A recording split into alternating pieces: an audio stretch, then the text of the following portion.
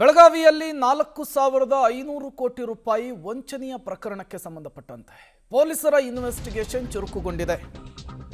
ಆರೋಪಿ ಶಿವಾನಂದ ನೀಲಣ್ಣನವರನ್ನ ಬಂಧಿಸಿ ವಿಚಾರಣೆಗೆ ಒಳಪಡಿಸಿದ್ದಾರೆ ಪೊಲೀಸರು. ಸೀಸ್ ಆಗಿದ್ದ ಶಿವಂ ಅಸೋಸಿಯೇಟ್ ಕಚೇರಿಯಲ್ಲಿ ಸ್ಥಳ ಮಹಜರನ್ನು ಕೂಡ ಮುಗಿಸಿದ್ದಾರೆ ಪೊಲೀಸರು. ಬೆಳಗಾವಿಯ ಶಿವಬಸವನಗರದಲ್ಲಿರುವಂತಹ ಕಚೇರಿಯಲ್ಲಿ ತಲಾಶ್ ಮಾಡಲಾಗಿದೆ. ಕಚೇರಿಯಲ್ಲಿ ಬಾಂಡ್ ಪೇಪರು ಚೆಕ್ ಅನ್ನು ಕಂಡು ಪೊಲೀಸರು ಶಾಕಿಗೊಳಗಾಗಿದ್ದಾರೆ ಅನ್ನೋದು ಗೊತ್ತಾಗ್ತಾ ಇದೆ. ಆ ಪ್ರಮಾಣದಲ್ಲಿ ರಾಶಿ ಚೆಕ್ಗಳು ಬಾಂಡ್ ಪೇಪರ್ಗಳು ಸಿಕ್ಕಿದಾವಂತೆ. ಜನಸಾಮಾನ್ಯರಿಂದ ಹಣವನ್ನು ಹೂಡಿಕೆ ಮಾಡಿಸಿಕೊಂಡು ಅಕ್ರಮವಾಗಿ ಬಡ್ಡಿ ದಂಧೆಯನ್ನು ಮಾಡ್ತಾ ಇದ್ರು.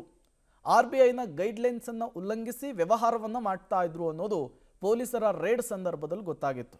ಇನ್ಫ್ಯಾಕ್ಟ್ ಪೊಲೀಸರು ಈ ವ್ಯಕ್ತಿಯ ಕಚೇರಿ ಮೇಲೆ ರೇಡ್ ಮಾಡಿದ್ಯಾಕೆ ಅಂದರೆ ಸೋಷಿಯಲ್ ಮೀಡಿಯಾದಲ್ಲಿ ಇವರು ಕೊಡ್ತಾ ಇದ್ದಂತಹ ಹೇಳಿಕೆ, ಒಂದಿಷ್ಟು ಪ್ರೋಗ್ರಾಮ್ಗಳನ್ನು ಆರ್ಗನೈಸ್ ಮಾಡಿ ಅಲ್ಲಿ ಅವರು ಮಾಡ್ತಾ ಇದ್ದಂತಹ ಭಾಷಣ, ಈ ಸಂದರ್ಭದಲ್ಲಿ ಇವರ ಕಚೇರಿಯಲ್ಲಿ ರಾಶಿ ಚೆಕ್ಕು ಬಾಂಡ್ ಪೇಪರ್ಗಳು ಸಿಕ್ಕಿದಾವೆ.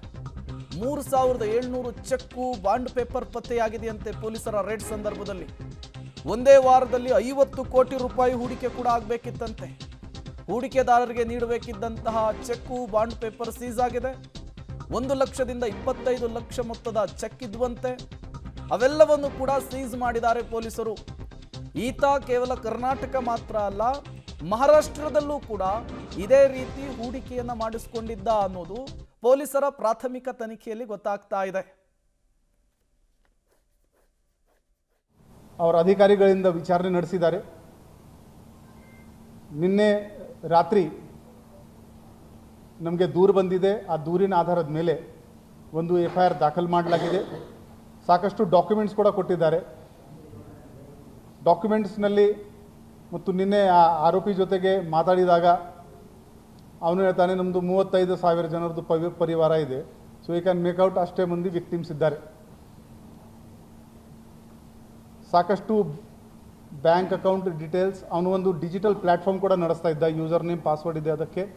ಆ ಡಿಜಿಟಲ್ ರಿಕವರಿ ಈಗ ನಮ್ಮ ಇನ್ವೆಸ್ಟಿಗೇಟರ್ಸ್ ತಂಡ ಈಗ ಈ ಪ್ರೆಸ್ ಮೀಟ್ ನಡೆಯುವಾಗ ಅದು ಆಲ್ರೆಡಿ ನಮ್ಮದು ಸರ್ಚ್ ಆ್ಯಂಡ್ ಸೀಸರ್ ಎಲ್ಲ ನಡೀತಾ ಇದೆ. ಆ ಒಂದು ಡಿಜಿಟಲ್ ಡಿವೈಸಸ್ ಏನೇನಿದೆ ಅದು ಕೂಡ ನಾವು ಸರ್ಚ್ ಮಾಡ್ತೀವಿ. ಮೊನ್ನೆ ಜಿಲ್ಲಾಧಿಕಾರಿ ಹೇಳ್ದಂಗೆ ಈ ಪ್ರಕರಣದ್ದು ಮ್ಯಾಗ್ನಿಟ್ಯೂಡ್ ಜಾಸ್ತಿ ಇದೆ. ಆ ಒಂದು ಬ್ಯಾಲೆನ್ಸ್ ಶೀಟ್ ನಾವು ನೋಡಿದ್ದೀವಿ. ಚಾರ್ಟರ್ಡ್ ಅಕೌಂಟ್ ಏನು ಆಡಿಟ್ ಮಾಡಿದ್ದ 300 crore 400 crore ಒಂದೊಂದು ವರ್ಷಕ್ಕೆ ಆ ಬ್ಯಾಲೆನ್ಸ್ ಶೀಟ್ನಲ್ಲಿ ಕಂಡು ಬರ್ತಾ ಇದೆ. ಸೊ ಇದು ಮೋಸ್ಟ್ ಲೈಕ್ಲಿ ಜನರದ್ದು ದುಡ್ಡಿದೆ. ಸೊ ಈ ಕೇಸ್ ಅಂತರ್ ಜಿಲ್ಲೆ ಅಂತರ್ ರಾಜ್ಯ ಇರೋದ್ರಿಂದ CIDಗೆ ವರ್ಗಾವಣೆ ಮಾಡೋಕ್ಕೆ ಇವತ್ತು ನಾವು ರಿಕ್ವೆಸ್ಟ್ ಕೂಡ ಈಗಾಗಲೇ ನಮ್ಮ ಚೀಫ್ ಆಫೀಸ್ಗೆ ಕಳಿಸಿದ್ದೀವಿ.